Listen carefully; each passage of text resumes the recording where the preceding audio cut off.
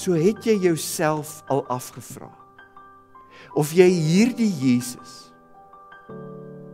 die ware Jesus, en waarvoor hy staan, of jy hom aanvaar, en of jy jouself aan hom verbind.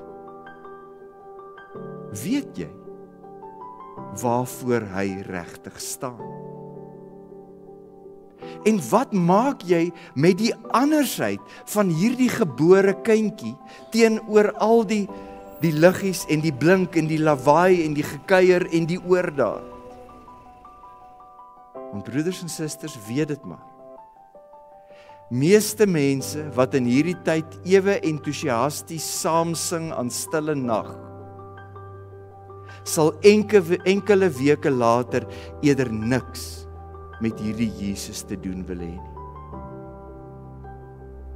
Meeste mense wat geskenke toedraai en wat Kersboom versier en wat 'n skaapbout voorberei, wil eerder nie met hierdie Jesus en waarvoor hy staan geassosieer word nie. En daarom is die vraag wat die preek aan jou wil vra, eenvoudig dit: sal jy aan hierdie Jesus en wie hy werklik was getrou bly?